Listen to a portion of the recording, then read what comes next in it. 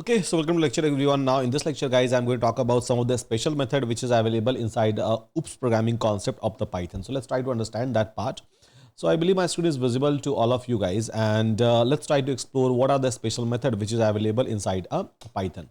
So here, let's suppose I'm going to create a class. Let's suppose I'm going to create a class called as course over here. course over here, and here, so whenever we have to pass a data while creating an object, so we try to do what? So we try to basically use init, right? Init init basically, so init underscore underscore, so a double underscore before, double underscore after. So any method inside a Python, so which is going to start with a double underscore and end with the double underscore, it's called as special method, and it's an inbuilt one. It's already available.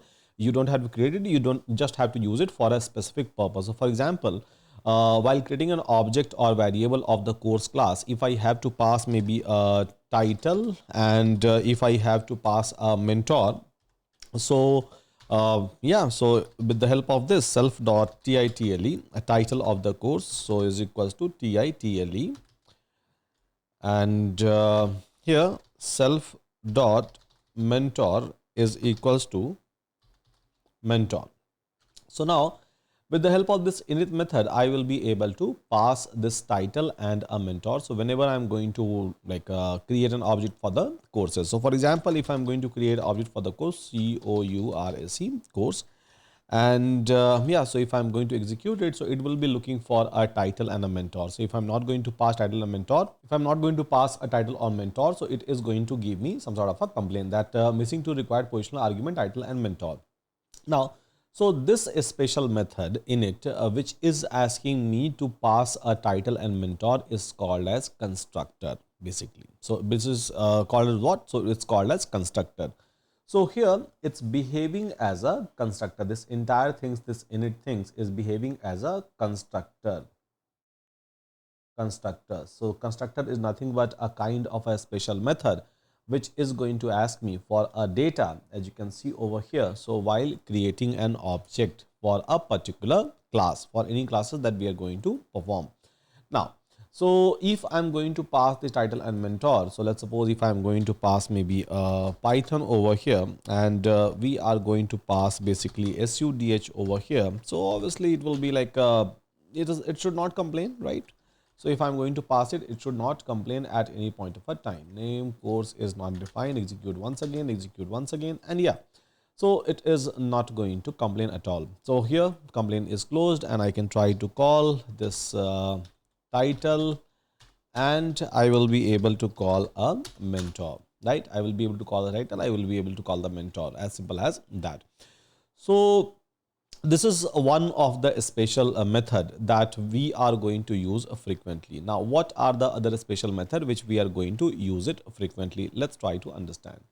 So I'm going to take the same example, and here, so let's suppose I have created an object C is equals to, right? C is equals to course, right? Course variable I have created, and I'm going to pass maybe a Python, and mentor is sudh I'm going to pass. That's completely fine. Now, if I'm going to do a print operation of the object, if I'm going to print of the object, so it is going to print something in a hexadecimal. It is not going to print any kind of a meaningful information. It is going to print something in a hexadecimal. But whenever we are going to call an object, right? So whenever we are going to print this object in this way, so I would like to print something meaningful, just like a meaningful information, right? So I would like to print some sort of a meaningful information. So how I can do that, and how I will be able to print a meaningful information. To do that, so there is a inbuilt special function which is given to you underscore underscore str underscore underscore, right? Now, so what it does, by the way, so this is going to help you out in terms of printing something meaningful. For example, so if I'm going to print my name is Sudhanshu, right? So now if you are going to print your object, so it doesn't matter how many objects you are going to create, how many variable you are going to create. Now if you are going to print your object, you will be able to see something meaningful. For example, I have created I is equals to 10, right? I is equals to 10 if I'm going to create. I is equals to 10 if I'm going to create. And then if I'm going to do print I, so obviously it is going to give me like a 10 over here. right? It is going to give me a 10 over here. In the similar manner, so if I'm trying to print maybe a object, right, object C, it should give me something meaningful, right? Maybe it should give me a title and a mentor. I can do that as well. So this method is available inside the class, and we know that inside a class, if we have to access something, right, so I can try to use self, right? So self dot title, so I will be able to access title, and then self dot mentor, I will be able to access mentor inside a class itself. So yeah, now it is going to print my name is Anshu, and then Python, which is title, and then which is a mentor. As simple as that. So str is a inbuilt function, a inbuilt special function. As we can see, there is a double underscore before and there is a double underscore after. So str is a special function which you will be able to find out inside a Python, which is been used to print something meaningful while printing an object. As simple as that. Yeah, as simple as that.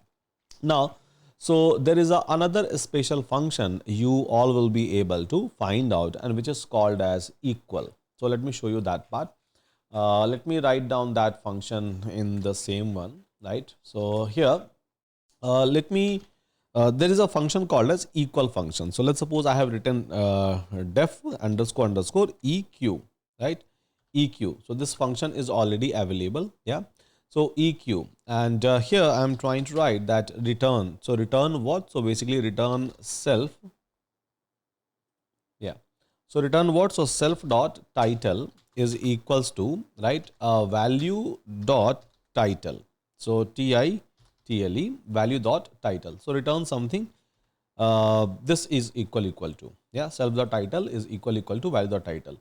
So self dot title is coming from where? Here, right? So it is trying to just check. So value dot title. So it is just trying to check some information, and based on that, it is going to give you some sort of a return. Now, what it is going to check? Let me show you that part as well.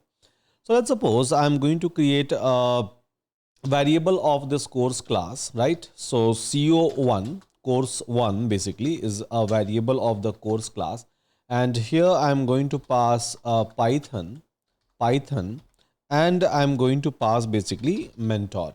Yeah, I'm going to pass basically a mentor, and then we have a CO2, and I am going to again call this CO2 is an object, and here so I'm going to call basically Python, and then I am going to call a mentor. Yeah.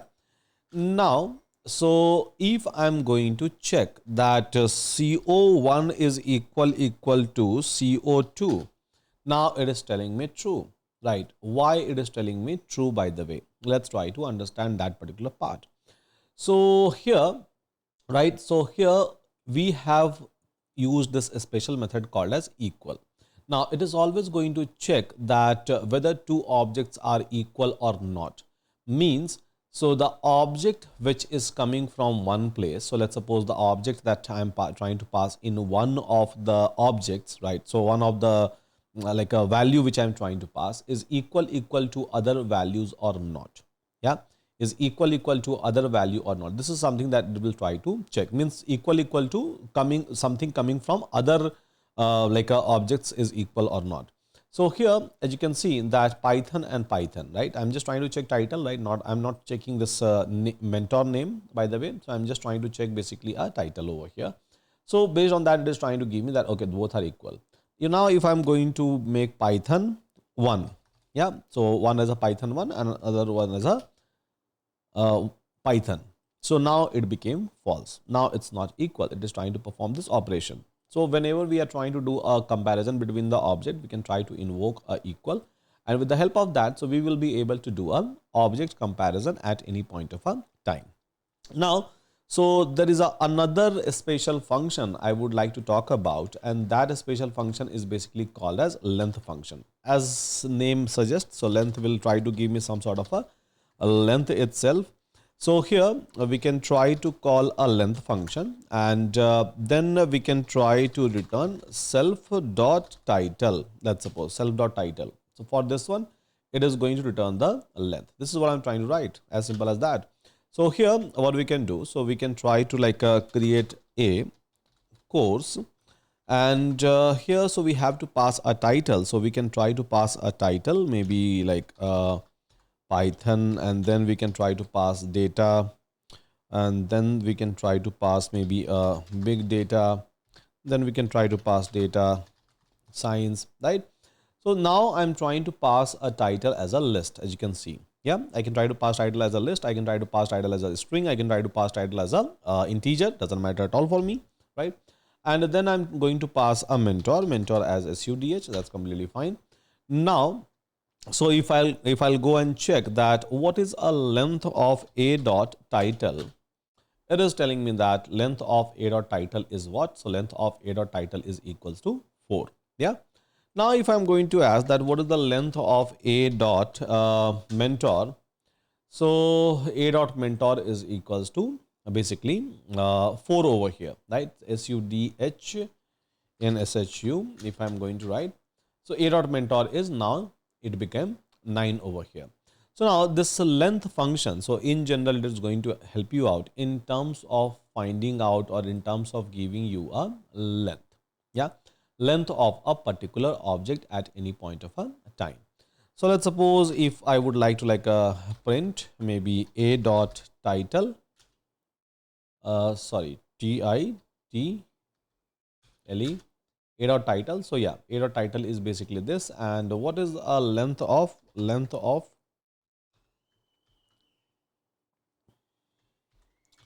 dot title? So length of a dot title is equals to this much, and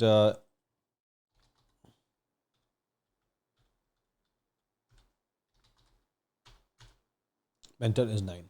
So now this length function is helping me out in terms of finding out the length of this title. Okay, so now you will say that it's working with the title, and if I'm going to perform this operation, so for example, if I'm going to do a dot mentor, it is going to work even for that. Let me execute it. So mentor is equals to SUDH and SHU. Yeah. So you will say that it is going to work for me even for a mentor and even for title.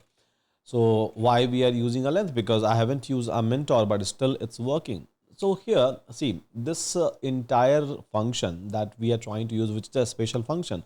So we are trying to use it so that we will be able to invoke this special function property directly on a object. Yeah, directly on a object. Object means A, the class variable.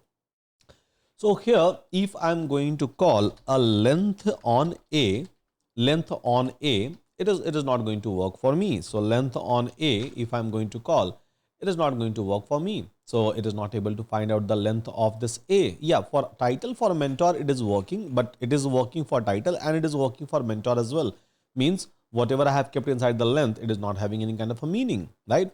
So here what we can do is that maybe to form a meaning, because it should work on an object, it should work on a whole object, and our object is taking title and mentor.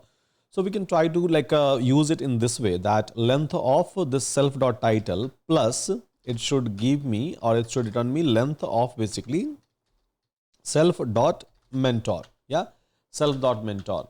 Now if I'm going to execute, see, it is trying to understand, it is able to find out a length of both title and mentor, and total length is equals to 3. So from list it is able to get 4, and from my name it is able to get 9 is equal to length. 9 plus 4 is equals to 13, and eventually we are able to call it on a object, directly on a object. So now this is a meaningful information for this length, so that we will be able to find out the total length of the object that you are trying to use it. As simple as that.